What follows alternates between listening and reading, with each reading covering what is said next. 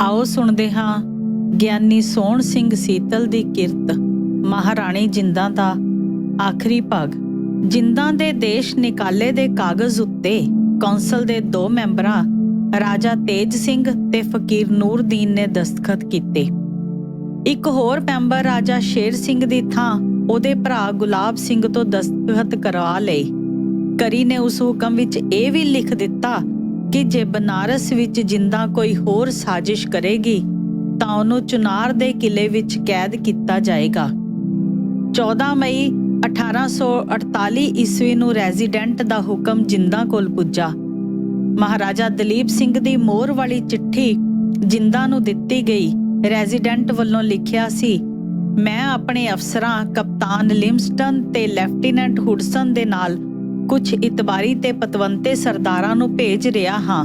ਇਹ ਲੋਕ ਆਪ ਨੂੰ ਸ਼ੇਖੂਪੁਰਿਓਂ ਬਾਹਰ ਜਾਣ ਬਾਰੇ ਜੋ ਕੁਝ ਕਹਿਣ, ਬਿਨਾਂ ਦੇਰ ਦੇ ਉਹਾ ਕਰਨਾ। ਇਹ ਆਪ ਨੂੰ ਆਦਰ ਨਾਲ ਲੈ ਜਾਣਗੇ। ਆਪ ਦਾ ਕਿਸੇ ਤਰ੍ਹਾਂ ਅਪਮਾਨ ਕਰਨਾ ਜਾਂ ਸਰੀਰਕ ਦੁੱਖ ਦੇਣਾ ਸਾਡੇ ਮਨਸ਼ਾ ਨਹੀਂ। ਥੋੜੇ ਦਿਨ ਪਹਿਲਾਂ ਗੰਗਾ ਰਾਮ ਤੇ ਕਾਨ ਸਿੰਘ ਨੂੰ ਫਾਹੇ ਲਾਇਆ ਗਿਆ ਸੀ। ਉਹਾ ਡਰ ਜਿੰਦਾਂ ਦੇ ਦਿਲ ਤੇ ਛਾਇਆ ਹੋਇਆ ਸੀ। ਇਸ ਵਾਸਤੇ ਉਹਨੇ ਬਿਨਾਂ ਹੀਲ ਹੁਜਤ ਦੇ ਸ਼ੇਖੂਪੁਰਿਓਂ ਜਾਣਾ ਮੰਨ ਲਿਆ। ਉਹਨੇ ਲਿਮਸਟਨ ਨੂੰ ਪੁੱਛਿਆ, ਦੱਸੋ ਮੈਨੂੰ ਕਿੱਥੇ ਲੈ ਜਾਓਗੇ? ਅੱਗੋਂ ਲਿਮਸਟਨ ਨੇ ਉੱਤਰ ਦਿੱਤਾ, ਮੈਨੂੰ ਇਹ ਦੱਸਣ ਦੀ ਆਗਿਆ ਨਹੀਂ। ਹਾਂ, ਇਹ ਕਹਿ ਸਕਦਾ ਹਾਂ ਕਿ ਮਹਾਰਾਣੀ ਦੀ ਰੱਖਿਆ ਦਾ ਭਾਰ ਮੇਰੇ ਸਿਰ ਹੈ, ਸੋ ਆਪ ਨੂੰ ਬੜੇ ਆਦਰ ਤੇ ਇੱਜ਼ਤ ਨਾਲ ਲੈ ਜਾਇਆ ਜਾਵੇਗਾ। ਹੁਣ ਆਦਰ ਤੇ ਇੱਜ਼ਤ ਦੀ ਗੱਲ ਛੱਡੋ, ਮੈਂ ਇੰਨਾ ਹੀ ਪੁੱਛਦੀ ਹਾਂ ਕਿ ਮੈਨੂੰ ਲੈ ਜਾਓਗੇ ਕਿੱਥੇ? ਜਿੰਦਾਂ ਨੇ ਦੁਬਾਰਾ ਪੁੱਛਿਆ। ਲਿਮਸਟਨ ਨੇ ਇਸ ਸਵਾਲ ਦਾ ਜਵਾਬ ਦੇਣਾ ਜ਼ਰੂਰੀ ਨਾ ਸਮਝਿਆ। 15 ਮਈ ਨੂੰ ਕੈਦਣ ਜਿੰਦ ਕੌਰਾਂ ਨੂੰ ਸ਼ੇਖੂਪੁਰਿਓਂ ਲੈ ਤੁਰੇ। ਕੁਝ ਲੋਕਾਂ ਨੇ ਜਿੰਦਾਂ ਨੂੰ ਇਹ ਵੀ ਇਸ਼ਾਰਾ ਕੀਤਾ ਕਿ ਸ਼ਾਇਦ ਉਸਨੂੰ ਲਾਹੌਰ ਰੱਖਿਆ ਜਾਵੇ। ਜਿੰਦਾਂ ਸੋਚਦੀ ਜਾ ਰਹੀ ਸੀ, ਲਾਹੌਰ ਲੈ ਜਾਣ ਤਾਂ ਹੋਰ ਮੈਨੂੰ ਕੀ ਚਾਹੀਦਾ ਏ? ਉਹ ਜਾਣੇ, ਮੇਰੀ ਕੈਦ ਭਾਵੇਂ ਹੁਣ ਨਾਲੋਂ ਵੀ ਸਖਤ ਹੋ ਜਾਏ, ਪਰ ਉੱਥੇ ਮੈਂ ਕਿਸੇ ਪੱਜ ਬਹਾਨੇ ਦਲੀਪ ਨੂੰ ਵੇਖ ਲਿਆ ਕਰਾਂਗੀ। ਜਿਸ ਵੇਲੇ ਉਹ ਪਾਰਟੀ ਲਾਹੌਰ ਤੋਂ ਪਾਸੇ ਫਿਰੋਜ਼ਪੁਰ ਵੱਲ ਵਧੀ ਤਾਂ ਜਿੰਦਾਂ ਨੇ ਰਾਹ ਪਛਾਣ ਕੇ ਫਿਰ ਲਿਮਸਟਨ ਨੂੰ ਬੁਲਾ ਕੇ ਪੁੱਛਿਆ, ਸੱਚ ਦੱਸੋ ਤੁਸੀਂ ਮੈਨੂੰ ਕਿੱਥੇ ਲੈ ਜਾ ਰਹੇ ਹੋ? ਮੈਨੂੰ ਤਾਂ ਇਹ ਫਿਰੋਜ਼ਪੁਰ ਵਾਲੀ ਸੜਕ ਮਾਲੂਮ ਹੁੰਦੀ ਏ। ਲਿਮਸਟਨ ਨੇ ਅੱਗੋਂ ਕੋਈ ਉੱਤਰ ਨਾ ਦਿੱਤਾ। ਸਤਲੁਜ ਦੇ ਪੱਤਣ ਤੇ ਪੁੱਜੀ ਤਾਂ ਜਿੰਦ ਕੌਰਾਂ ਸਭ ਕੁਝ ਸਮਝ ਗਈ। ਉਸ ਵੇਲੇ ਉਹਦੇ ਖਿਆਲਾਂ ਵਿੱਚ ਤੂਫਾਨ ਮਚ ਰਿਹਾ ਸੀ। ਦਰਿਆ ਦੇ ਇੱਕ ਪਾਸੇ ਉਹਦਾ ਆਪਣਾ ਦੇਸ਼, ਆਪਣਾ ਰਾਜ, ਆਪਣੀ ਪਰਜਾ ਤੇ ਦੂਜੇ ਪਾਸੇ ਸਭ ਕੁਝ ਬੇਗਾਨਾ। ਉਹ ਨਿਗਾਹ ਟਿਕਾਈ ਸਤਲੁਜ ਦੇ ਵਗਦੇ ਪਾਣੀ ਵੱਲ ਵੇਖ ਰਹੀ ਸੀ। ਉਸ ਵੇਲੇ ਸੂਰਜ ਛਿਪਣ ਤੇ ਗਿਆ ਹੋਇਆ ਸੀ, ਮਾਨੋ ਉਹਦੇ ਆਪਣੇ ਰਾਜ ਦਾ ਸੂਰਜ ਓਪਰੀ ਸਰਕਾਰ ਦੀ ਹੱਦ ਅੰਦਰ ਉਹਦਾ ਸਾਥ ਦੇਣ ਵਾਸਤੇ ਤਿਆਰ ਨਹੀਂ ਸੀ। ਡੁੱਬਦੇ ਸੂਰਜ ਦੀਆਂ ਟੇਢੀਆਂ ਕਿਰਨਾਂ ਪਾਣੀ ਤੇ ਪੈ ਕੇ ਲਹਿਰਾਂ ਵਿੱਚ ਅੱਗ ਬਾਲ ਰਹੀਆਂ ਸਨ। ਦੁਖੀ ਜਿੰਦਾਂ ਦੀ ਛਾਤੀ ਵਿੱਚ ਭਖਦੇ ਅੰਗਿਆਰਾਂ ਵਾਂਗੂ ਲਹੂ ਵੰਨੇ ਛਾਲੇ ਭਰ ਫਿਸ ਰਹੇ ਸਨ। ਮਹਾਰਾਣੀ ਨੂੰ ਸਤਲੁਜ ਦੀਆਂ ਲਹਿਰਾਂ ਵਿੱਚ ਸਭਰਾਵਾਂ ਦੇ ਮੈਦਾਨ ਅੰਦਰ ਸ਼ਹੀਦ ਹੋਏ ਸ਼ਾਮ ਸਿੰਘ ਵਰਗੇ ਸੂਰਮਿਆਂ ਦਾ ਲਹੂ ਵਗਦਾ ਨਜ਼ਰ ਆ ਰਿਹਾ ਸੀ। ਉਸ ਮਾਰੂ ਵਹਿਣ ਵਿੱਚ ਸਿੱਖਾ ਸ਼ਾਹੀ ਦਾ ਤਾਜ ਡੁੱਬਦਾ ਜਾ ਰਿਹਾ ਸੀ। ਉਸ ਮੰਦੇ ਦਿਨ ਜਿੰਦਾਂ ਨੇ ਪੰਜਾਬ ਛੱਡਿਆ ਤੇ ਫਿਰ ਇਸ ਪਵਿੱਤਰ ਦੇਸ਼ ਦੀ ਧੂੜ ਪਰਸਣੀ ਵੀ ਨਸੀਬ ਨਾ ਹੋਈ। ਕੁਝ ਦਿਨ ਫਿਰੋਜ਼ਪੁਰ ਰੱਖ ਕੇ ਉਸਨੂੰ ਬਨਾਰਸ ਪਹੁੰਚਾ ਦਿੱਤਾ ਗਿਆ। 16 ਮਈ ਨੂੰ ਰੈਜ਼ੀਡੈਂਟ ਨੇ ਲਿਖਿਆ, ਮਹਾਰਾਜਾ ਦਲੀਪ ਸਿੰਘ ਦੀ ਮਾਤਾ ਮਹਾਰਾਣੀ ਜਿੰਦ ਕੌਰ ਨੂੰ ਕੱਲ ਲੌਡੇ ਵੇਲੇ ਮੇਰੇ ਹੁਕਮ ਨਾਲ ਸ਼ੇਖੂਪੁਰੇ ਦੇ ਕਿਲੇ ਚੋਂ ਕੱਢ ਕੇ ਅਫਸਰਾਂ ਦੀ ਨਿਗਰਾਨੀ ਅੰਦਰ ਫਿਰੋਜ਼ਪੁਰ ਨੂੰ ਤੋਰ ਦਿੱਤਾ ਗਿਆ ਹੈ। ਮਹਾਰਾਣੀ ਦਾ ਪੰਜਾਬ ਵਿੱਚੋਂ ਦੇਸ਼ ਨਿਕਾਲਾ ਤੇ ਗਵਰਨਰ ਜਨਰਲ ਦੇ ਏਜੰਟ ਦੀ ਨਿਗਰਾਨੀ ਵਿੱਚ ਬਨਾਰਸ ਵਿੱਚ ਉਹਦੀ ਨਜ਼ਰਬੰਦੀ ਤੇ ਉਹਦੀ ਕੈਦ ਅਤੇ ਬੰਦਿਸ਼ਾਂ ਲਾਉਣੀਆਂ ਤਾਂ ਕਿ ਉਹ ਅੱਗੋਂ ਲਈ ਕੋਈ ਸਾਜ਼ਿਸ਼ ਜਾਂ ਚਿੱਠੀ ਪੱਤਰ ਨਾ ਕਰ ਸਕੇ। ਮੇਰੇ ਖਿਆਲ ਵਿੱਚ ਸਭ ਨਾਲੋਂ ਚੰਗਾ ਢੰਗ ਹੈ ਜੋ ਅਸਾਂ ਇਸ ਵੇਲੇ ਵਰਤਿਆ ਹੈ। ਚੰਗੇ ਭਾਗਾਂ ਨੂੰ ਰਤਾ ਵੀ ਵਿਰੋਧਤਾ ਨਹੀਂ ਹੋਈ। ਸਾਰੇ ਲੋਕ ਰਜ਼ਾਮੰਦੀ ਤੇ ਭਲਮਣਸਊ ਪ੍ਰਗਟ ਕਰ ਰਹੇ ਸਨ। ਇਹ ਰਜ਼ਾਮੰਦੀ ਤੇ ਭਲਮਣਸਊ ਉਹਨਾਂ ਮੌਤਾਂ ਦਾ ਨਤੀਜਾ ਸੀ ਜੋ ਕੁਝ ਦਿਨ ਪਹਿਲਾਂ ਗੰਗਾ ਰਾਮ ਤੇ ਕਾਨ ਸਿੰਘ ਨੂੰ ਫਾਂਸੀ ਦੇਣ ਨਾਲ ਹੋਈਆਂ। ਇਸ ਘਟਨਾ ਬਾਰੇ ਇਵਾਨਸ ਬੈਲ ਲਿਖਦਾ ਹੈ, ਇਸ ਤਰ੍ਹਾਂ ਮਹਾਰਾਜੇ ਦੀ ਮਾਤਾ ਤੇ ਸਾਡੇ ਸਾਥੀ ਮਹਾਰਾਜਾ ਰਣਜੀਤ ਸਿੰਘ ਦੀ ਵਿਧਵਾ ਨੂੰ ਅੰਗਰੇਜ਼ ਅਫਸਰਾਂ ਤੇ ਇੱਕ ਮੁਸਲਮਾਨ ਸਰਦਾਰ ਦੀ ਕਰੜੀ ਨਿਗਰਾਨੀ ਹੇਠਾਂ ਫਾਂਸੀ ਦੇ ਝੱਟ-ਪੱਟ ਦੇ ਤਕੜੇ ਡਰ ਵਿੱਚ ਦੇਸ਼ ਨਿਕਾਲਾ ਦਿੱਤਾ ਗਿਆ। ਅੰਗਰੇਜ਼ ਅਫਸਰਾਂ ਨੇ ਇਹ ਢੰਗ ਇਸ ਵਾਸਤੇ ਅਖਤਿਆਰ ਕੀਤਾ ਕਿ ਪਤਵੰਤੇ ਘਰਾਣੇ ਦੀਆਂ ਇਸਤਰੀਆਂ ਦੀ ਇੱਜ਼ਤ ਵਿੱਚ ਅਕਾਰਨ ਦਖਲ ਦੇਣ ਨਾਲ ਗੁਸੈਲ ਸਿੱਖ ਸਿਪਾਹੀਆਂ ਤੇ ਆਮ ਲੋਕਾਂ ਦੇ ਜਜ਼ਬਾਤ ਭੜਕ ਪੈਣਗੇ ਤੇ ਇਹ ਗੱਲ ਹੋਈ। ਮਹਾਰਾਣੀ ਦੇ ਦੇਸ਼ ਨਿਕਾਲੇ ਦੀ ਖਬਰ ਸੁਣ ਕੇ ਥਾਂ-ਥਾਂ ਸਿਪਾਹੀ ਭੜਕ ਉੱਠੇ। ਮੁਲਤਾਨ ਦੀ ਮਾਮੂਲੀ ਜਿਹੀ ਬਗਾਵਤ ਇੱਕ ਵੱਡਾ ਬਲਵਾ ਬਣ ਗਈ। 5 ਮਈ ਨੂੰ ਰੈਜ਼ੀਡੈਂਟ ਲਿਖਦਾ ਹੈ, ਰਾਜਾ ਸ਼ੇਰ ਸਿੰਘ ਦੇ ਡੇਰੇ 'ਚੋਂ ਖਬਰਾਂ ਆ ਰਹੀਆਂ ਹਨ ਕਿ ਮਹਾਰਾਣੀ ਦੇ ਦੇਸ਼ ਨਿਕਾਲੇ ਦੀ ਖਬਰ ਸੁਣ ਕੇ ਖਾਲਸਾ ਫੌਜ ਬੜੀ ਬੇਚੈਨ ਹੋ ਰਹੀ ਹੈ। ਸਿਪਾਹੀ ਆਖਦੇ ਹਨ, ਮਹਾਰਾਣੀ ਖਾਲਸਾ ਕੌਮ ਦੀ ਮਾਤਾ ਹੈ। ਜਦ ਉਹ ਤੇ ਬਾਲਕ ਦਲੀਪ ਸਿੰਘ ਹੀ ਉਹਨਾਂ ਤੋਂ ਦੂਰ ਕਰ ਦਿੱਤੇ ਗਏ ਹਨ ਤਾਂ ਉਹ ਕਿਹਦੇ ਬਦਲੇ ਲੜਨ? ਹੁਣ ਉਹਨਾਂ ਨੂੰ ਮੂਲ ਰਾਜ ਨਾਲ ਲੜਨ ਦੀ ਲੋੜ ਨਹੀਂ। ਇਵਾਂਸ ਬੈਲ ਲਿਖਦਾ ਹੈ, ਰਾਜਾ ਸ਼ੇਰ ਸਿੰਘ ਦੇ ਡੇਰੇ ਵਿੱਚ ਜੋ ਘਿਰਣਾ ਤੇ ਬੇਚੈਨੀ ਵੱਧ ਰਹੀ ਹੈ ਉਸ ਨੂੰ ਖਾਸ ਥਾਂ ਦਿੱਤੀ ਜਾਂਦੀ ਹੈ। ਪੰਜਾਬ ਦੇ ਸਾਰੇ ਵਸਨੀਕਾਂ ਨੂੰ, ਸਭ ਸਿੱਖਾਂ ਨੂੰ, ਅਸਲ ਵਿੱਚ ਸਾਰੀ ਦੁਨੀਆ ਨੂੰ ਚੰਗੀ ਤਰ੍ਹਾਂ ਪਤਾ ਲੱਗ ਗਿਆ ਹੈ ਕਿ ਕਿੰਨੀਆਂ ਨਾਵਾਜਬ ਸਖਤੀਆਂ, ਧੱਕੇ ਤੇ ਜ਼ੁਲਮ ਨਾਲ ਫਰੰਗੀਆਂ ਨੇ ਵੱਡੇ ਮਹਾਰਾਜਾ ਰਣਜੀਤ ਸਿੰਘ ਦੀ ਵਿਧਵਾ ਨਾਲ ਬੁਰਾ ਸਲੂਕ ਕੀਤਾ ਹੈ। ਆਮ ਲੋਕ ਕਹਿੰਦੇ ਫਿਰਦੇ ਸਨ, ਆਪਣੀ ਪਰਜਾ ਦੀ ਮਾਤਾ ਮਹਾਰਾਣੀ ਨੂੰ ਕੈਦ ਕਰਕੇ ਹਿੰਦੁਸਤਾਨ ਵਿੱਚ ਭੇਜਣ ਨਾਲ ਅੰਗਰੇਜ਼ਾਂ ਨੇ ਸੁਲ੍ਹਾ ਤੋੜ ਦਿੱਤੀ ਹੈ। ਕਾਬਲ ਦਾ ਹਾਕਮ ਦੋਸਤ ਮੁਹੰਮਦ ਖਾਨ ਲਿਖਦਾ ਹੈ, ਇਸ ਵਿੱਚ ਕੋਈ ਸ਼ੱਕ ਨਹੀਂ ਕਿ ਸਿੱਖ ਦਿਨੋਂ ਦਿਨ ਬੜੇ ਬੇਚੈਨ ਹੋ ਰਹੇ ਹਨ। ਕਈਆਂ ਨੂੰ ਨੌਕਰੀ ਤੋਂ ਹਟਾ ਦਿੱਤਾ ਗਿਆ ਹੈ, ਕਈਆਂ ਨੂੰ ਹਿੰਦੁਸਤਾਨ ਵਿੱਚ ਦੇਸ਼ ਨਿਕਾਲਾ ਦਿੱਤਾ ਗਿਆ ਹੈ ਤੇ ਖਾਸ ਕਰ ਮਹਾਰਾਜਾ ਦਲੀਪ ਸਿੰਘ ਦੀ ਮਾਤਾ ਨੂੰ ਕੈਦ ਵਿੱਚ ਸੁੱਟਿਆ ਗਿਆ ਹੈ ਤੇ ਉਸ ਨਾਲ ਬੁਰਾ ਸਲੂਕ ਕੀਤਾ ਗਿਆ ਹੈ। ਇਹੋ ਜਿਹੇ ਵਰਤਾਓ ਨੂੰ ਸਾਰੇ ਮਜ਼ਹਬਾਂ ਦੇ ਲੋਕ ਬੁਰਾ ਸਮਝਦੇ ਹਨ ਤੇ ਸਾਰੇ ਅਮੀਰ ਗਰੀਬ ਇਸ ਨਾਲੋਂ ਮੌਤ ਨੂੰ ਚੰਗਾ ਸਮਝਦੇ ਹਨ। ਐਡਵਿਨ ਅਰਨੋਲਡ ਲਿਖਦਾ ਹੈ, ਮਹਾਰਾਣੀ ਨੂੰ ਆਪਣੇ ਬਾਲਕ ਪੁੱਤਰ ਤੇ ਪਰਜਾ ਪਾਸੋਂ ਦੂਰ ਕਰਨ ਤੇ ਸਿੱਖਾਂ ਨੇ ਜਿੰਨਾ ਰੋਸ ਪ੍ਰਗਟ ਕੀਤਾ ਉਸ ਨਾਲੋਂ ਕਿਤੇ ਵਧੇਰੇ ਆਪਣੇ ਹਿਰਦਿਆਂ ਵਿੱਚ ਰੱਖਦੇ ਹਨ। ਇਵਾਂਸ ਬੈਲ ਇੱਕ ਥਾਂ ਹੋਰ ਲਿਖਦਾ ਹੈ, ਮਹਾਰਾਣੀ ਨੂੰ ਕੈਦ ਕਰਨ ਤੇ ਦੇਸ਼ ਨਿਕਾਲਾ ਦੇਣ ਬਾਰੇ ਲਾਰਡ ਡਲਹੌਜ਼ੀ ਦਾ ਐਲਾਨ ਅਮਲ ਬਹਾਲ ਰੱਖਣ ਦੇ ਤੌਰ ਤੇ ਨਹੀਂ, ਸਗੋਂ ਉਸ ਨੂੰ ਸਜ਼ਾ ਦੇਣ ਦੇ ਤੌਰ ਤੇ ਸੀ। ਮੇਰੇ ਖਿਆਲ ਵਿੱਚ ਇਹ ਐਲਾਨ ਨਾਵਾਜਬ, ਨਾਮੁਨਾਸਬ ਤੇ ਬੇਇਨਸਾਫੀ ਵਾਲਾ ਸੀ। ਰਾਣੀ ਦਾ ਦੇਸ਼ ਨਿਕਾਲਾ ਉਹਨਾਂ ਸਭ ਲੋਕਾਂ ਦੀਆਂ ਨਜ਼ਰਾਂ ਵਿੱਚ ਜਿਨ੍ਹਾਂ ਦਾ ਮਹਾਰਾਜਾ ਰਣਜੀਤ ਸਿੰਘ ਦੀ ਬਾਦਸ਼ਾਹੀ ਨਾਲ ਸੰਬੰਧ ਸੀ, ਇੱਕ ਕੌਮੀ ਹੱਤਕ ਸੀ ਤੇ ਰਾਣੀ ਦੇ ਪੁੱਤਰ ਨੂੰ ਤਖਤ ਤੋਂ ਉਤਾਰਨ ਤੇ ਰਾਜ ਨੂੰ ਤਬਾਹ ਕਰਨ ਬਦਲੇ ਪਹਿਲਾ ਕਦਮ ਸੀ। ਇਹਨਾਂ ਲਿਖਤਾਂ ਤੋਂ ਸਿੱਧ ਹੁੰਦਾ ਹੈ ਕਿ ਜਿੰਦਾਂ ਦੇ ਦੇਸ਼ ਨਿਕਾਲੇ ਨੇ ਬਹੁਤ ਥਾਈਂ ਫੌਜਾਂ ਵਿੱਚ ਅੱਗ ਭੜਕਾ ਦਿੱਤੀ ਸੀ ਤੇ ਜਿੱਥੇ ਅਜੇ ਭੜਕਣ ਵਿੱਚ ਦੇਰ ਸੀ ਉੱਥੇ ਧੁੱਖ ਰਹੀ ਸੀ। ਮਹਾਰਾਣੀ ਜਿੰਦਾ ਬਨਾਰਸ ਭੇਜ ਦਿੱਤੀ ਗਈ, ਉੱਥੇ ਉਸ ਨੂੰ ਮੈਕਗ੍ਰੇਗਰ ਦੀ ਨਿਗਰਾਨੀ ਵਿੱਚ ਸੌਂਪਿਆ ਗਿਆ। ਉਸ ਦੀ ਪੈਨਸ਼ਨ ਦੂਜੀ ਵਾਰ ਘਟਾ ਕੇ 1000 ਮਹੀਨਾ ਕਰ ਦਿੱਤੀ ਗਈ, ਭਾਵ 1.5 ਲੱਖ ਸਾਲਾਨਾ ਦੀ ਥਾਂ ਕੇਵਲ 12,000 ਸਾਲਾਨਾ। ਭਰੋਵਾਲ ਦੀ ਸੁਲ੍ਹਾ ਵਿੱਚ ਅਜਿਹੀ ਕੋਈ ਸ਼ਰਤ ਨਹੀਂ ਸੀ ਜਿਸ ਦੇ ਕਾਰਨ ਪੈਨਸ਼ਨ ਘਟਾਈ ਜਾ ਸਕਦੀ, ਪਰ ਡਾਢੇ ਨੂੰ ਪੁੱਛੇ ਕੌਣ। 30 ਜੂਨ ਨੂੰ ਪਿੱਛੋਂ ਰੈਜ਼ੀਡੈਂਟ ਦੀ ਚਿੱਠੀ ਪੁੱਜੀ। ਸਾਜ਼ਿਸ਼ ਬਾਰੇ ਕੁਝ ਚਿੱਠੀਆਂ ਮਿਲੀਆਂ ਨੇ, ਪਰ ਕਿਹਾ ਨਹੀਂ ਜਾ ਸਕਦਾ ਕਿ ਉਹ ਸੱਚੀਆਂ ਨੇ ਜਾਂ ਝੂਠੀਆਂ। ਜੇ ਸੱਚੀਆਂ ਨੇ ਤਾਂ ਮਹਾਰਾਣੀ ਬੜੀ ਘਿਰਣਾ ਭਰੀ ਸਾਜ਼ਿਸ਼ ਵਿੱਚ ਫਸੀ ਹੋਈ ਹੈ। ਇਹਨਾਂ ਚਿੱਠੀਆਂ ਦੀ ਪੜਤਾਲ ਕਰਕੇ ਮੈਕਗ੍ਰੇਗਰ ਨੇ ਮੰਨਿਆ ਕਿ ਜਿੰਦਾ ਨਿਰਦੋਸ਼ ਹੈ, ਫਿਰ ਵੀ ਉਸ ਨੂੰ ਸਜ਼ਾ ਦੇ ਦਿੱਤੀ ਗਈ। ਗਵਰਨਰ ਜਨਰਲ ਡਲਹੌਜ਼ੀ ਦੇ ਹੁਕਮ ਨਾਲ 14 ਜੁਲਾਈ ਨੂੰ ਜਿੰਦਾ ਦੇ 50 ਲੱਖ ਦੇ ਗਹਿਣੇ ਤੇ 2 ਲੱਖ ਨਗਦ ਖੋਹ ਲਿਆ ਗਿਆ। ਇਸ ਤੋਂ ਅੱਗੇ ਲਿਖਦਿਆਂ ਛਾਤੀ ਫਟਦੀ ਹੈ। 2 ਮੇਮਾਂ ਐਲਨ ਤੇ ਸਟੈਨਲੀ ਕੋਲੋਂ ਜਿੰਦਾ ਤੇ ਉਹਦੀਆਂ ਦਾਸੀਆਂ ਦੀ ਜਾਮਾ ਤਲਾਸ਼ੀ ਕਰਾਈ ਗਈ। ਉਹਨਾਂ ਮਹਾਰਾਣੀ ਦੇ ਸਾਰੇ ਕੱਪੜੇ ਉਤਾਰ ਕੇ ਨੰਗੀ ਕਰਕੇ ਤਲਾਸ਼ੀ ਲਈ।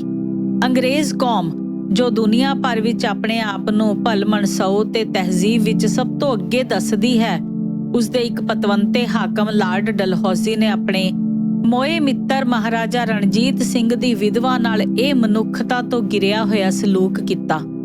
ਤਲਾਸ਼ੀ ਸਮੇਂ ਜਿੰਦ ਕੌਰਾਂ ਦੇ ਸੂਟਕੇਸ ਵਾਲੇ ਕੱਪੜਿਆਂ ਚੋਂ 33 ਚਿੱਠੀਆਂ ਨਿਕਲੀਆਂ ਜੋ ਉਸਦੇ ਰਿਸ਼ਤੇਦਾਰਾਂ ਵੱਲੋਂ ਲਿਖੀਆਂ ਹੋਈਆਂ ਸਨ।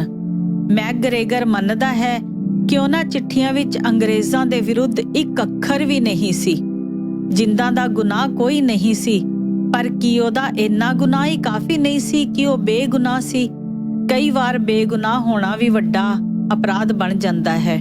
ਇਸ ਜਾਮਾ ਤਲਾਸ਼ੀ ਦੀ ਖਬਰ ਨੇ ਬਲਦੀ ਤੇ ਤੇਲ ਪਾ ਦਿੱਤਾ। ਪੱਛਮੀ ਪੰਜਾਬ ਵਿੱਚ ਬਹੁਤ ਸਾਰੇ ਥਾਵਾਂ ਤੇ ਸਿੱਖ ਫੌਜਾਂ ਭੜਕ ਉੱਠੀਆਂ। ਰਾਜਾ ਸ਼ੇਰ ਸਿੰਘ ਅਟਾਰੀ ਵਾਲੇ ਤੇ ਉਸਦੇ ਪਿਤਾ ਸਰਦਾਰ ਚਤਰ ਸਿੰਘ ਨੇ ਬਗਾਵਤ ਕਰ ਦਿੱਤੀ। ਇਸੇ ਬਗਾਵਤ ਨੂੰ ਸਿੱਖਾਂ ਦੀ ਦੂਜੀ ਲੜਾਈ ਕਿਹਾ ਜਾਂਦਾ ਹੈ। ਲਾਰਡ ਡਲਹੌਜ਼ੀ ਦੇ ਮਨ ਦੀ ਮੁਰਾਦ ਪੂਰੀ ਹੋਈ।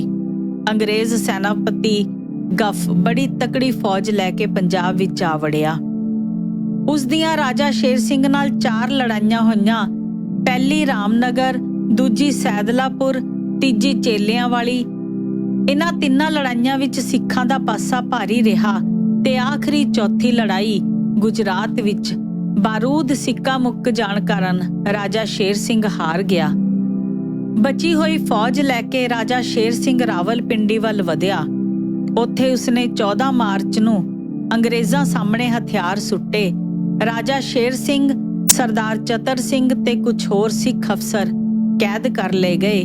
ਸਿਪਾਹੀਆਂ ਕੋਲੋਂ ਹਥਿਆਰ ਖੋਹ ਕੇ ਘਰਾਂ ਨੂੰ ਰਵਾਨਾ ਕਰ ਦਿੱਤਾ ਗਿਆ। ਹੁਣ ਆਖਰੀ ਫੈਸਲੇ ਦਾ ਸਮਾਂ ਆਇਆ। ਇਸ ਲੜਾਈ ਦੇ ਸਮੇਂ ਵਾਰ-ਵਾਰ ਲਾਰਡ ਡਲਹੌਜ਼ੀ ਦੇ ਇਸ ਐਲਾਨ ਨੂੰ ਦੁਹਰਾਇਆ ਗਿਆ ਕਿ ਜੋ ਲੋਕ ਇਸ ਬਗਾਵਤ ਵਿੱਚ ਹਿੱਸਾ ਨਹੀਂ ਲੈਣਗੇ ਉਹਨਾਂ ਨੂੰ ਕੋਈ ਸਜ਼ਾ ਨਹੀਂ ਦਿੱਤੀ ਜਾਏਗੀ।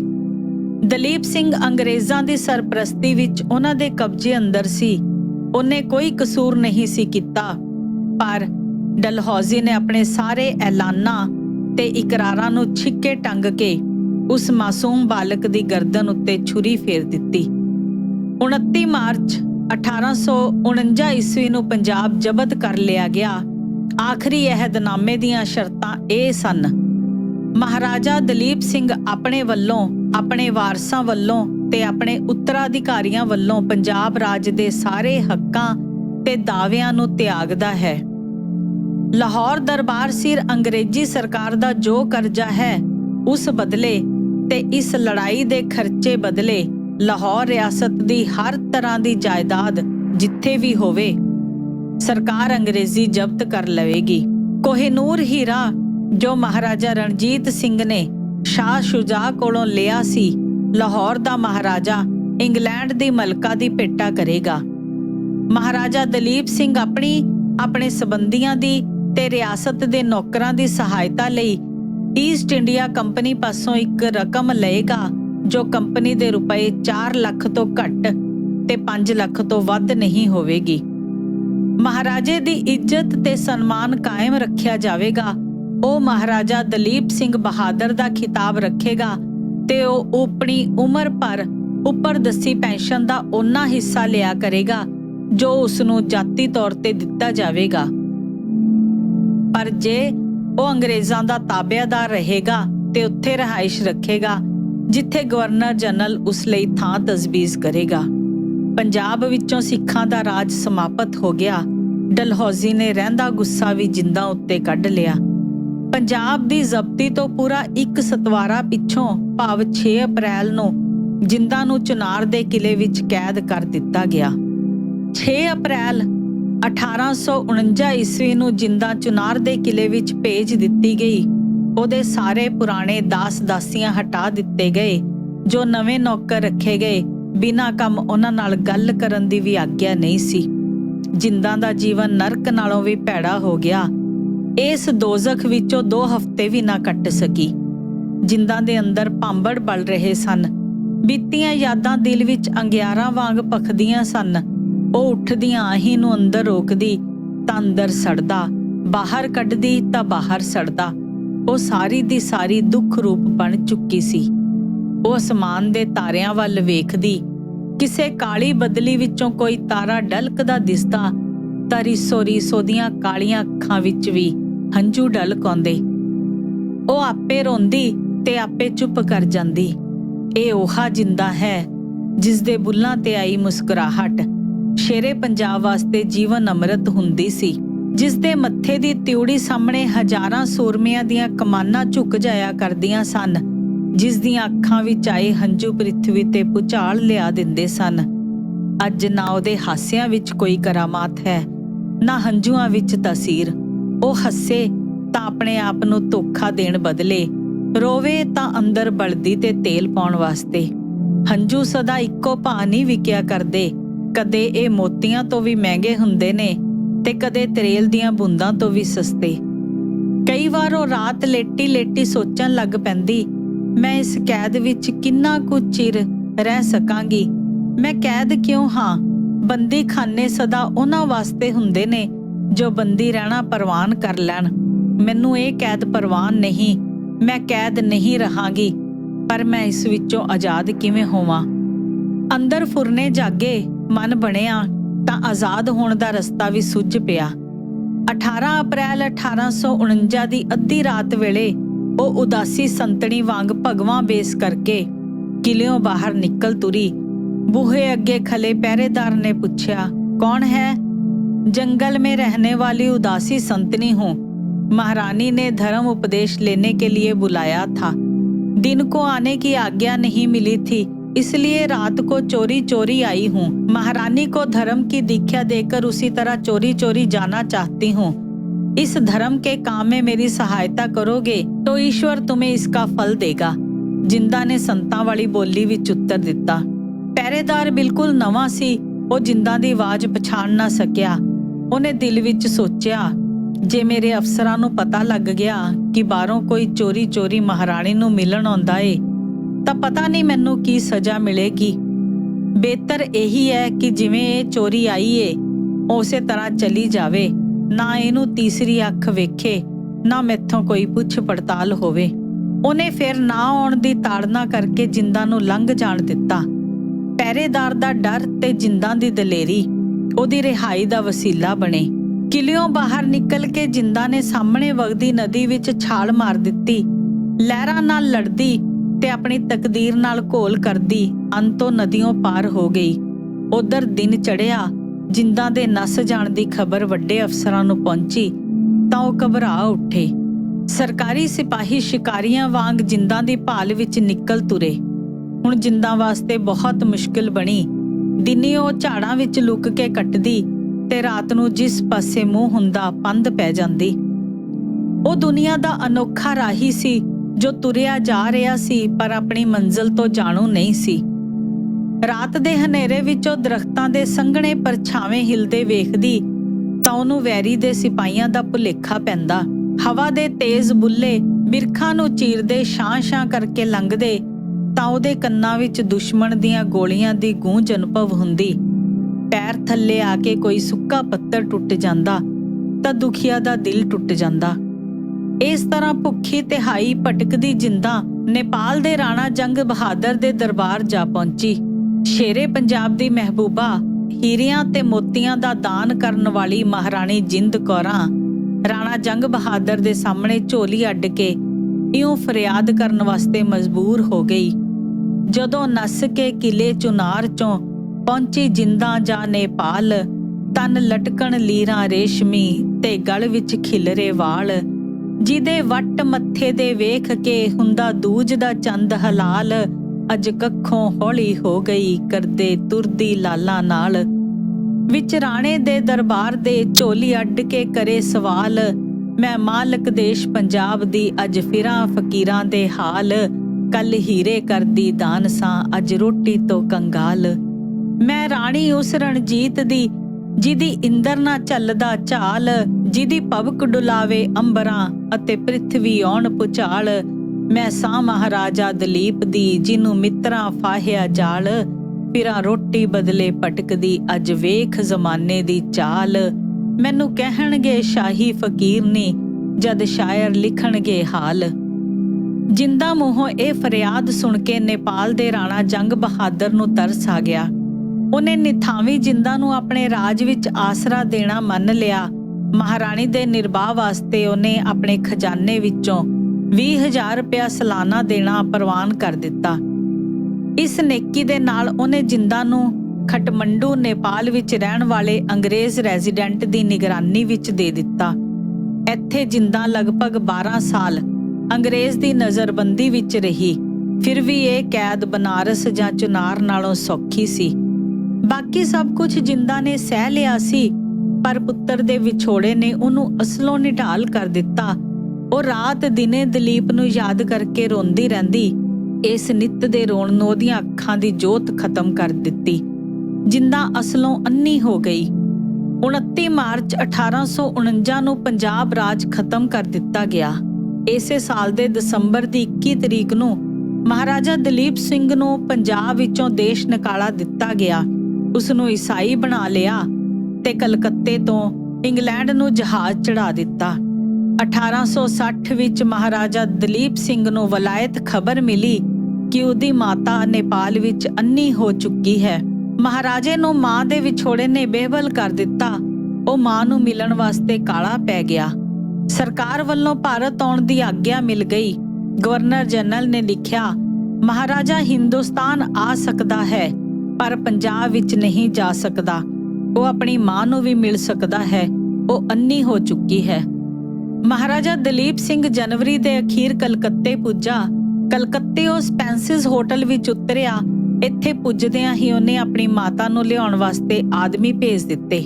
ਪੁੱਤਰ ਦਾ ਸੁਨੇਹਾ ਸੁਣ ਕੇ ਜਿੰਦਾ ਕਲਕੱਤੇ ਜਾਣ ਵਾਸਤੇ ਤਿਆਰ ਹੋ ਪਈ। ਰਾਣਾ ਜੰਗ ਬਹਾਦਰ ਹਰ ਸਾਲ 20,000 ਦਿੰਦਾ ਅੱਕ ਗਿਆ ਸੀ।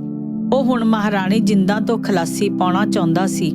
ਜਿੰਦਾ ਦੀ ਤਿਆਰੀ ਬਾਰੇ ਸੁਣ ਕੇ ਰਾਣਾ ਜੰਗ ਬਹਾਦਰ ਨੇ ਹੁਕਮ ਦਿੱਤਾ ਕਿ ਜੇ ਮਹਾਰਾਣੀ ਜਿੰਦ ਕੌਰ ਇੱਕ ਵਾਰ ਨੇਪਾਲ ਤੋਂ ਬਾਹਰ ਚਲੀ ਜਾਏਗੀ ਤਾਂ ਉਸ ਨੂੰ ਦੁਬਾਰਾ ਇਸ ਦੇਸ਼ ਵਿੱਚ ਪੈਰ ਧਰਨ ਦੀ ਆਗਿਆ ਨਹੀਂ ਹੋਵੇਗੀ ਤੇ ਉਸ ਦਾ ਭੱਤਾ ਸਦਾ ਵਾਸਤੇ ਬੰਦ ਕਰ ਦਿੱਤਾ ਜਾਵੇਗਾ।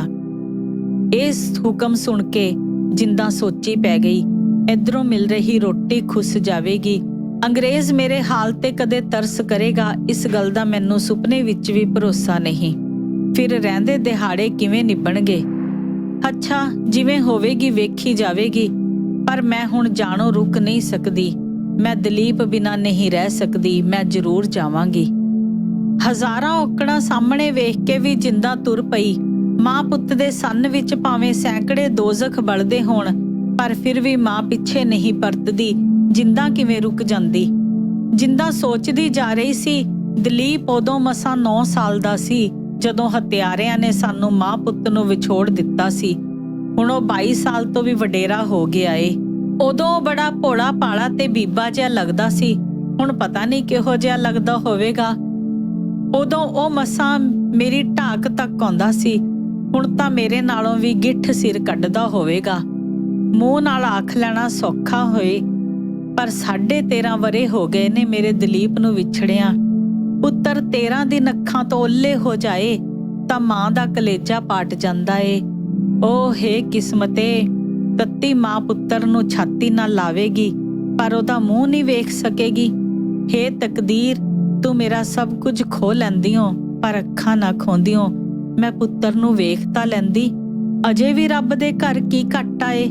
ਕੀ ਪਤਾ ਜੇ ਮੇਰਾ ਗੁਆਚਿਆ ਪੂਰਨ ਮਿਲ ਪਵੇ ਤਾਂ ਮੇਰੀਆਂ ਅੱਖਾਂ ਵਿੱਚ ਵੀ ਰਾਣੀ ਇਛਰਾ ਵਾਂਗ ਜੋਤ ਆ ਜਾਵੇ। 2 ਦਿਨ, ਸਿਰਫ 2 ਦਿਨ ਵਾਸਤੇ ਅੱਖਾਂ ਮਿਲ ਜਾਣ, ਮੈਂ ਪੁੱਤਰ ਨੂੰ ਰੱਜ ਰੱਜ ਵੇਖਣ ਦੀ ਰੀਝ ਲਾ ਲਵਾਂ।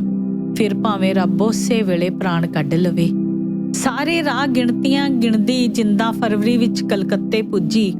ਚਿਰੀ ਵਿਛੁੰਨੇ ਮਾਂ ਪੁੱਤ ਗਲ ਲੱਗ ਕੇ ਮਿਲੇ। ਦੋਹਾਂ ਦਿਆਂ ਨੇਤਰਾਂ ਵਿੱਚੋਂ ਗੰਗਾ ਜਮਨਾ ਵਹਿ ਰਹੀਆਂ ਸਨ। ਮਾਂ ਘੁੱਟ-ਘੁੱਟ ਕੇ ਕਲੇਜੇ ਦੀ ਅੱਗ ਨੂੰ ਛਾਤੀ ਨਾਲ ਲਾਉਂਦੀ ਸੀ। ਜਿਉਂ-ਜਿਉਂ ਉਹ ਬੇਵੱਲ ਹੋਈ ਪੁੱਤਰ ਦਾ ਮੂੰਹ ਚੰਮਦੀ, ਉਹਦੀ ਪਿਆਸ ਹੋਰ ਵੱਧਦੀ ਜਾਂਦੀ। ਸਹਿਜ ਬਾਹੀਂ ਢਿੱਲੀਆਂ ਹੋਈਆਂ। ਦਲੀਪ ਬੱਚਿਆਂ ਵਾਂਗ ਮਾਂ ਦੇ ਮੋਢੇ ਨਾਲ ਲੱਗਾ ਹੋਇਆ ਸੀ। ਜਿੰਦਾ ਪੁੱਤਰ ਦੀ ਕੰਡ ਉੱਤੇ ਪੋਲਾ ਧੇਲਾ ਹੱਥ ਫੇਰ ਰਹੀ ਸੀ। ਸਹਿਜ ਮਾਂ ਦਾ ਹੱਥ ਪੁੱਤਰ ਦੇ ਮੋਢੇ ਤੱਕ ਪੜਿਆ। ਉਸ ਤੋਂ ਅੱਗੇ ਉਹ ਦਲੀਪ ਦੇ ਸਿਰ ਤੇ ਹੱਥ ਫੇਰ ਕੇ ਵੀ ਕੁਝ ਤੱਕਣਾ ਚਾਹੁੰਦੀ ਸੀ। ਹੌਲੀ-ਹੌਲੀ ਹੱਥ ਉੱਪਰ ਉੱਠਦਾ ਤੇ ਗਰੀਬ ਦੀਆਂ ਰੀਝਾਂ ਫਿਰ ਢਹਿ ਪੈਂਦੀਆਂ। ਜਿੰਦਾ ਦੀ ਛਾਤੀ ਜ਼ੋਰ-ਜ਼ੋਰ ਦੀ ਧੜਕ ਰਹੀ ਸੀ। ਡਰ ਸੀ ਕਿ ਸ਼ਾਇਦ ਸਿਰ ਤੇ ਹੱਥ ਪਹੁੰਚਣ ਤੋਂ ਪਹਿਲਾਂ ਹੀ ਉਹਦੇ ਦਿਲ ਦੀ ਹਰਕਤ ਬੰਦ ਹੋ ਜਾਏ। ਫਿਰ ਵੀ ਉਹਨੇ ਭਾਰਾ ਜੇਰਾ ਕਰਕੇ ਪੁੱਤਰ ਦੇ ਸਿਰ ਉੱਤੇ ਹੱਥ ਫੇਰ ਦਿੱਤਾ।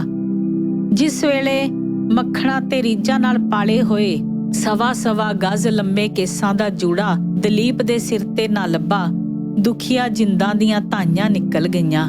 ਉਹ ਲੰਮੇ ਹੋ ਕੇ ਪਰਦੀ ਬੋਲੀ, ਹੇ ਬੁਰੀ ਤਕਦੀਰ, ਤੂੰ ਮੇਰਾ ਸਿਰਤਾਜ ਖੋਇਆ, ਮੇਰਾ ਰਾਜ ਭਾਗ ਖੋਇਆ, ਮੇਰਾ ਕੋਹੇ ਨੂਰ ਖੋਇਆ, ਮੈਨੂੰ ਪਵਿੱਤਰ ਜਨਮ ਭੂਮੀ ਪੰਜਾਬ ਤੋਂ ਵਿਛੋੜ ਦਿੱਤਾ ਤੇ ਅੰਤ ਪਿਆਰਾਣਾ ਤੋਂ ਪਿਆਰੀ ਸਿੱਖੀ ਵੀ ਮੇਰੀ ਕੁੱਲ ਵਿੱਚੋਂ ਖੋ ਲਈਓ। ਤੂੰ ਇਹ ਵੀ ਨਾ ਵੇਖ ਸੁਖਾਈਓ, ਅੱਜ ਮੇਰੀ ਬੰਸ ਵਿੱਚੋਂ ਕਲਗੀਧਰ ਦੇ ਸ਼ਹੀਦ ਬੱਚਿਆਂ ਦਾ ਲਹੂ ਮੁੱਕ ਗਿਆ। ਇਹ ਵਾਕ ਉਹਦਾ ਸੀਨਾ ਪਾੜ ਕੇ ਨਿਕਲੇ ਸਨ। ਉਹਦਾ ਸਾਰਾ ਸਰੀਰ ਕੰਬ ਰਿਹਾ ਸੀ। ਰੋਂਦਿਆਂ ਉਹਦੀ ਹਿਚਕੀ ਭਿੱਜ ਗਈ ਸੀ। ਦਲੀਪ ਦਾ ਸੀਨਾ ਚੀਰਿਆ ਗਿਆ। ਉਹ ਮਾਂ ਦੇ ਪੈਰਾਂ ਤੇ ਡਿੱਗ ਕੇ ਭੁੱਬੀ ਰੋਣ ਲੱਗ ਪਿਆ। ਮਾਂ ਨੇ ਚੁੱਕ ਕੇ ਉਸਨੂੰ ਫਿਰ ਗਲ ਨਾਲ ਲਾ ਲਿਆ। ਦਲੀਪ ਹਡਕੋਰੇ ਭਰਦਾ ਬੋਲਿਆ, ਮਾਂ, ਤੇਰੀ ਉਜੜੀ ਦੁਨੀਆ ਫਿਰ ਨਹੀਂ ਵਸਾ ਸਕਦਾ, ਤੇਰਾ ਰਾਜ ਭਾਗ ਤੈਨੂੰ ਨਹੀਂ ਦੇ ਸਕਦਾ, ਤੇਰਾ ਕੋਹੇ ਨੂਰ ਤੈਨੂੰ ਨਹੀਂ ਮੋੜ ਸਕਦਾ, ਪਰ ਤੇਰੇ ਪਵਿੱਤਰ ਚਰਨਾਂ ਦੀ ਸਹੁੰ ਖਾ ਕੇ ਕਹਿੰਦਾ ਹਾਂ ਕਿ ਤੇਰੀ ਕੁੱਲ ਵਿੱਚੋਂ ਗਈ ਹੋਈ ਸਿੱਖੀ ਫਿਰ ਪਰਤਾ ਲਿਆਵਾਂਗਾ। ਮਾਂ ਨਾਲ ਕੀਤਾ ਹੋਇਆ ਇਹ ਬਚਨ ਦਲੀਪ ਨੇ ਪੂਰਾ ਕੀਤਾ। ਮਹਾਰਾਜਾ ਦਲੀਪ ਸਿੰਘ ਨੇ ਸਰਕਾਰ ਹਿੰਦ ਪਾਸ ਬੇਨਤੀ ਕੀਤੀ, ਮੈਂ ਆਪਣੀ ਮਾਤਾ ਨਾਲ ਹਿੰਦ ਵਿੱਚ ਰਹਿਣਾ ਚਾਹੁੰਦਾ ਹਾਂ, ਆਗਿਆ ਦਿੱਤੀ ਜਾਵੇ। ਨਾਲ ਹੀ ਸਰਕਾਰ ਕਿਰਪਾ ਕਰਕੇ ਮਹਾਰਾਣੀ ਦੇ ਖੋਏ ਹੋਏ ਗਹਿਣੇ, ਹੀਰੇ ਜਵਾਹਰਾਤ ਤੇ ਨਗਦੀ ਵਾਪਸ ਕਰ ਦੇਵੇ। ਮਹਾਰਾਣੀ ਨੂੰ ਸਰਕਾਰ ਵੱਲੋਂ ਯੋਗ ਪੈਨਸ਼ਨ ਦਿੱਤੀ ਜਾਵੇ, ਜਿਸ ਨਾਲ ਉਹ ਰਹਿੰਦੀ ਜ਼ਿੰਦਗੀ ਦਾ ਨਿਰਵਾਹ ਸ਼ਾਂਤੀਪੂਰਵਕ ਕਰ ਸਕੇ।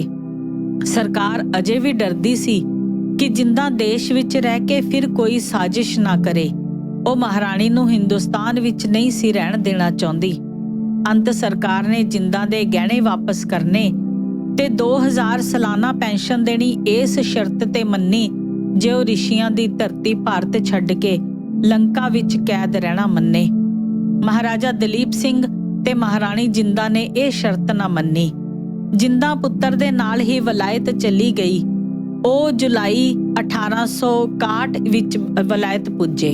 ਅੰਗਰੇਜ਼ ਕਰਮਚਾਰੀਆਂ ਨੇ ਉੱਥੇ ਜਿੰਦਾ ਵਾਸਤੇ ਵੱਖਰੇ ਘਰ ਦਾ ਪ੍ਰਬੰਧ ਕੀਤਾ ਹੋਇਆ ਸੀ, ਪਰ ਉਹ ਪੁੱਤਰ ਤੋਂ ਵੱਖਰਾ ਰਹਿਣਾ ਨਾ ਮੰਨੀ। ਉਹ ਦਲੀਪ ਸਿੰਘ ਕੋਲ ਮੁਲਗਰੇਵ ਕੈਸਲ ਵਿੱਚ ਹੀ ਰਹਿਣ ਲੱਗੀ। ਇਸ ਤੋਂ ਪਹਿਲਾਂ ਮਹਾਰਾਜਾ ਦਲੀਪ ਸਿੰਘ ਈਸਾਈ ਧਰਮ ਵਿੱਚ ਬੜੀ ਸ਼ਰਧਾ ਪ੍ਰਗਟ ਕਰਦਾ ਹੁੰਦਾ ਸੀ। ਜਿੰਦਾ ਦੇ ਨੇੜ ਨਾਲ ਮਹਾਰਾਜੇ ਦਾ ਉਹ ਸ਼ੌਂਕ ਬਹੁਤ ਮੱਠਾ ਪੈ ਗਿਆ। ਜਿੰਦਾ ਨੇ ਪੁੱਤਰ ਨੂੰ ਉਸਦੀਆਂ ਨਿੱਜੀ ਜਾਇਦਾਦਾਂ ਬਾਰੇ ਦੱਸਿਆ, ਜਿਨ੍ਹਾਂ ਉੱਤੇ 1849 ਦੀ ਸੁਲ੍ਹਾ ਦਾ ਕਾਨੂੰਨੀ ਤੌਰ ਤੇ ਕੋਈ ਅਸਰ ਨਹੀਂ ਸੀ ਪੈਂਦਾ। ਮਹਾਰਾਜੇ ਉੱਤੇ ਜਿੰਦਾ ਦਾ ਅਸਰ ਵੱਧਦਾ ਵੇਖ ਕੇ ਅੰਗਰੇਜ਼ ਕਰਮਚਾਰੀ ਬਹੁਤ ਘਬਰਾਏ। ਇੰਗਲੈਂਡ ਦੀ ਸਰਕਾਰ ਨੇ ਕਿਹਾ ਕਿ ਜਿੰਦਾ ਨੂੰ ਹਿੰਦ ਭੇਜ ਦਿੱਤਾ ਜਾਵੇ, ਪਰ ਹਿੰਦ ਸਰਕਾਰ ਇਹ ਗੱਲ ਨਾ ਮੰਨੀ। ਅਖੀਰ ਜਿੰਦਾ ਨੂੰ ਪੁੱਤਰ ਨਾਲੋਂ ਵਿਛੋੜ ਕੇ ਵੱਖਰੇ ਘਰ ਐਬਿੰਗਡਨ ਹਾਊਸ ਵਿੱਚ ਰਹਿਣ ਵਾਸਤੇ ਮਜਬੂਰ ਕਰ ਦਿੱਤਾ ਗਿਆ। ਉੱਥੇ ਦਲੀਪ ਸਿੰਘ ਹਫ਼ਤੇ ਵਿੱਚ ਸਿਰਫ 2 ਵਾਰ ਮਾਂ ਨੂੰ ਮਿਲ ਸਕਦਾ ਸੀ। ਅੰਗਰੇਜ਼ ਕਰਮਚਾਰੀਆਂ ਦੇ ਇਸ ਸਲੂਕ ਦਾ ਜਿੰਦਾ ਦੇ ਦਿਲ ਤੇ ਬਹੁਤ ਬੁਰਾ ਅਸਰ ਪਿਆ। ਉਹਦੀ ਸਿਹਤ ਪੈਰੋਂ ਪੈਰ ਵਿਗੜਨੀ ਸ਼ੁਰੂ ਹੋ ਗਈ। ਰਾਤ ਦਿਨ ਉਹ ਮਾਰੂ ਸੋਚਾਂ ਵਿੱਚ ਡੁੱਬੀ ਰਹਿੰਦੀ। ਸੁਰਗ ਵਰਗੇ ਮੁਲਕ ਇੰਗਲੈਂਡ ਵਿੱਚ ਉਹ ਨਰਕੀ ਜੀਵਨ ਗੁਜ਼ਾਰ ਰਹੀ ਸੀ। ਉਸ ਵੇਲੇ ਉਹ ਜ਼ਿੰਦਗੀ ਤੋਂ ਤੰਗ ਪੈ ਚੁੱਕੀ ਸੀ। ਉਹ ਸਾਹ ਨਾਲ ਮੌਤ ਨੂੰ ਯਾਦ ਕਰਦੀ। ਮੌਤ ਆਉਂਦੀ ਤੇ ਉਡੀਕਵਾਨ ਦੀ ਕੁੰਡੀ ਖੜਕਾ ਕੇ ਮੁੜ ਜਾਂਦੀ। ਇਹ ਖੇਡ ਕਈ ਦਿਨ ਤੱਕ ਹੁੰਦੀ ਰਹੀ। ਅੰਤ ਮੌਤ ਨੂੰ ਦੁਖੀਆ ਜਿੰਦਾ ਤੇ ਤਰਸ ਆ ਹੀ ਗਿਆ। 1 ਅਗਸਤ 1863 ਜਿੰਦਾ ਦੀ ਉਮਰ ਦਾ ਆਖਰੀ ਦਿਨ ਸੀ।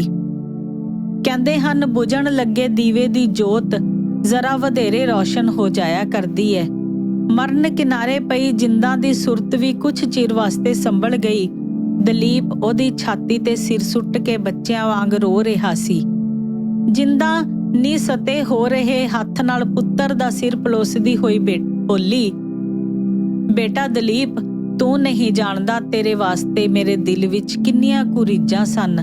ਰੱਬ ਸਾਖੀ ਏ ਜੋ ਮੈਂ ਤੇਰੇ ਵਾਸਤੇ ਜਫਰ ਜਾਲੇ ਨੇ। ਤੂੰ ਅਜੇ 9 ਮਹੀਨੇ ਤੇ 24 ਦਿਨ ਦਾ ਸੈਂ ਜਦੋਂ ਤੇਰੇ ਪਿਤਾ ਜੀ ਮੈਨੂੰ ਸਦਾ ਦਾ ਸੱਲ ਦੇ ਗਏ। ਤੇਰੇ ਬਦਲੇ ਮੈਂ ਰੰਡੇਪਾ ਕੱਟਣਾ ਪ੍ਰਵਾਨ ਕਰ ਲਿਆ, ਨਹੀਂ ਤਾਂ ਬਾਕੀ ਰਾਣੀਆਂ ਵਾਂਗ ਮੈਂ ਵੀ ਮਹਾਰਾਜ ਨਾਲ ਸਤੀ ਹੋ ਜਾਂਦੀ। ਲਾਲ 5 ਸਾਲ ਤੇ 11 ਦਿਨ ਦਾ ਸੈ ਤੂੰ, ਜਦ ਕਿਸਮਤ ਨੇ ਤੈਨੂੰ ਪੰਜਾਬ ਦਾ ਬਾਦਸ਼ਾਹ ਬਣਾ ਦਿੱਤਾ।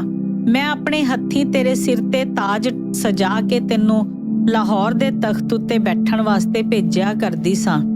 ਤੇਰੇ ਨਿੱਕੇ ਨਿੱਕੇ ਕਦਮਾਂ ਨਾਲ ਮੇਰੀਆਂ ਵੱਡੀਆਂ ਵੱਡੀਆਂ ਰੀਝਾਂ ਨੱਚਿਆ ਕਰਦੀਆਂ ਸਨ। ਮੈਂ ਸੋਚਿਆ ਕਰਦੀ ਸਾਂ, ਜਦ ਮੇਰਾ ਦਲੀਪ ਜਵਾਨ ਹੋ ਕੇ ਸਹੀ ਅਰਥਾਂ ਵਿੱਚ ਰਾਜ ਭਾਗ ਸੰਭਾਲੇਗਾ ਤੇ ਮੈਂ ਜ਼ਿੰਦਗੀ ਦਾ ਸਫ਼ਰ ਮੁਕਾ ਕੇ ਅੰਤ ਦੀ ਵਾਰ ਪੁੱਤਰ ਦੇ ਮੋਢਿਆਂ ਤੇ ਆਪਣੇ ਸਰਤਾਜ ਦੇ ਚਰਨਾਂ ਵਿੱਚ ਪਹੁੰਚਾਂਗੀ। ਸ਼ੇਰੇ ਪੰਜਾਬ ਦੇ ਖੱਬੇ ਹੱਥ ਜਿੰਦਾਂ ਦੀ ਮੜੀ ਹੋਵੇਗੀ, ਜਿਸ ਨੂੰ ਮੇਰਾ ਲਾਲ ਹੀਰਿਆਂ ਤੇ ਮੋਤੀਆਂ ਨਾਲ ਮੜ ਦੇਵੇਗਾ। ਪੰਜਾਬ ਦੀ ਉਸ ਸ਼ਾਨ ਨੂੰ ਵੇਖ ਕੇ ਲੋਕ ਆਗਰੇ ਦਾ ਤਾਜ ਵੀ ਭੁੱਲ ਜਾਣਗੇ। ਪਰ ਚੰਨ ਜਿਸ ਰੀਝ ਦੇ ਪਰੇ ਹੋਣ ਦਾ ਸਮਾਨ ਹੀ ਨਹੀਂ ਰਿਹਾ, ਉਸ ਦਾ ਜ਼ੁਬਾਨ ਤੇ ਲਿਆਉਣ ਦਾ ਕੀ ਲਾਭ। ਪਰ ਇੱਕ ਸੱਦਰ ਹੈ ਜੋ ਮੈਂ ਅੰਦਰੇ ਲੈ ਕੇ ਨਹੀਂ ਮਰਨਾ ਚਾਹੁੰਦੀ। ਇਹ 5 ਸੇਰ ਮਿੱਟੀ ਪੰਜਾਬ ਦੀ ਅਮਾਨਤ ਹੈ। ਵੇਖੀ ਕਿਤੇ ਗੈਰਾਂ ਦੇ ਦੇਸ਼ ਵਿੱਚ ਰੁਲਦੀ ਨਾ ਰਹਿ ਜਾਏ। ਮੇਰੇ ਸਵਾਸ ਪੂਰੇ ਹੋ ਜਾਣ ਤਾਂ ਮੇਰੀ ਅਰਥੀ ਨੂੰ ਇੱਥੋਂ ਚੁੱਕ ਲਈ, ਪੰਜਾਬ ਆਪਣੀ ਲਾਹੌਰ ਵਿੱਚ ਗੁਰਦੁਆਰਾ ਡੇਰਾ ਸਾਹਿਬ ਦੇ ਸਾਹਮਣੇ ਜਾ ਧਰੀ। ਕੋਈ ਸਿੱਖ ਸ਼ਹੀਦ ਗੁਰੂ ਅਰਜਨ ਦੇਵ ਨੂੰ ਮੱਥਾ ਟੇਕ ਕੇ ਬਾਹਰ ਮੁੜਦਾ ਵੇਖੇਗਾ ਤਾਂ ਉਹਦੀ ਚਰਨ ਧੂੜ ਮੇਰੇ ਮੱਥੇ ਤੇ ਲਾ ਦੇਈਂ। ਭਲਾ ਜੇ ਤੱਤੀ ਜਿੰਦਾਂ ਦੀ ਪੁੱਠੀ ਤਕਦੀਰ ਸਿੱਧੀ ਹੋ ਜਾਏ ਤਾਂ ਜਿਸ ਵੇਲੇ ਤੂੰ ਮੇਰਾ ਸਿਰ ਸ਼ੇਰੇ ਪੰਜਾਬ ਦੇ ਚਰਨਾਂ 'ਚ ਧਰ ਕੇ ਅਰਦਾਸ ਕਰ ਰਿਹਾ ਹੋਵੇਂਗਾ, ਮੇਰੀਆਂ ਸੱਦਰਾਂ ਅਸਮਾਨ ਤੋਂ ਬੂੰਦਾਂ ਬਣ ਕੇ ਮਹਾਰਾਜ ਦੀ ਸਮਾਧ ਤੇ ਬਰਸ ਰਹੀਆਂ ਹੋਣਗੀਆਂ। ਚੰਨ ਇੱਕ ਹੋਰ ਵੀ ਪੱਕੀ ਕਰਨੀ ਚਾਹੁੰਦੀ ਹਾਂ। ਮਰਨ ਵਾਲੇ ਦੀਆਂ ਅੱਖਾਂ ਵਿੱਚ ਪਾਣੀ ਦੀਆਂ 2 ਬੂੰਦਾਂ ਆ ਜਾਇਆ ਕਰਦੀਆਂ ਨੇ। ਲੋਕ ਉਸ ਦੀਆਂ ਪਲਕਾਂ ਬੰਦ ਕਰ ਦਿੰਦੇ ਨੇ। ਉਹ ਆਖਰੀ ਹੰਝੂ ਧਰਤੀ ਤੇ ਢਹਿ ਕੇ ਫਨਾਹ ਹੋ ਜਾਇਆ ਕਰਦੇ ਨੇ। ਪਰ ਲਾਲ, ਮੇਰੇ ਨਾਲ ਇਹ ਅਨਰਥ ਨਾ ਕਰੀ। ਮੇਰੇ ਮੋਈ ਦੇ ਨੇਤਰ ਬੰਦ ਨਾ ਕਰੀ। ਮਤਾ ਮੋਈ ਜਿੰਦਾ ਦੇ ਹੰਝੂ ਇਸ ਬਗਾਨਿਆਂ ਦੀ ਧਰਤੀ ਤੇ ਢਹਿ ਕੇ ਉਸ ਨਿਰਦਈ ਅੰਗਰੇਜ਼ ਅੱਗੇ ਫਰਿਆਦ ਕਰਨ, ਜਿਸ ਨੇ ਸਾਰੀ ਉਮਰ ਮੇਰੇ ਨਾਲ ਇਨਸਾਫ ਨਹੀਂ ਕੀਤਾ। ਇਹ ਮੇਰੀ ਅੰਤਮ ਭੇਟਾ ਹੈ। ਮੇਰੇ ਸਰਤਾਜ ਵਾਸਤੇ ਲੈ ਜਾਈ। 2-4 ਹਟਕੋਰੇ ਆਏ ਤੇ ਜਿੰਦਾ ਪੂਰੀ ਹੋ ਗਈ। ਕਹਿੰਦੇ ਹਨ ਮਰਨ ਪਿੱਛੋਂ ਸਭ ਵੈਰ ਵਿਰੋਧ ਮਿਟ ਜਾਇਆ ਕਰਦੇ ਨੇ, ਪਰ ਜਿੰਦਾਂ ਦੇ ਵਿਰੋਧੀਆਂ ਦੇ ਦਿਲੋਂ ਉਸ ਦੇ ਮਰਨ ਤੇ ਵੀ ਵੈਰ ਨਾ ਮਿਟਿਆ। ਉਸ ਦੀ ਲੋਥ ਨੂੰ ਪੰਜਾਬ ਜਾਣ ਦੀ ਆਗਿਆ ਨਾ ਮਿਲੀ। ਅੰਗਰੇਜ਼ੀ ਸਰਕਾਰ ਵੱਲੋਂ ਮਸਾਂ ਇੰਨੀ ਕੁ ਇਜਾਜ਼ਤ ਮਿਲੀ ਕਿ ਜਿੰਦਾਂ ਦੀ ਲੋਥ ਨਰਮਦਾ ਨਦੀ ਦੇ ਕੰਢੇ ਲੈ ਜਾ ਕੇ ਸੰਸਕਾਰੀ ਜਾ ਸਕਦੀ ਹੈ। ਬੰਬਈ ਦੇ ਨੇੜੇ ਨਰਮਦਾ ਨਦੀ ਦੇ ਕੰਢੇ ਮਹਾਰਾਣੀ ਜਿੰਦ ਕੌਰ ਦਾ ਸਿਵਾ ਬਲ ਰਿਹਾ ਸੀ।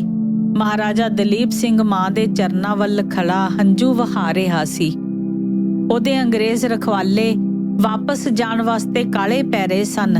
ਜਿੰਦਾਂ ਦਾ ਅਜੇ ਸਿਵਾ ਵੀ ਠੰਡਾ ਨਹੀਂ ਸੀ ਹੋਇਆ ਜਾਂ ਦਲੀਪ ਸਿੰਘ ਮਜਬੂਰਨ ਮਗਦੇ ਅੰਗਿਆਰ ਨਦੀ ਵਿੱਚ ਪ੍ਰਵਾਹ ਕੇ ਵਾਪਸ ਮੁੜ ਗਿਆ।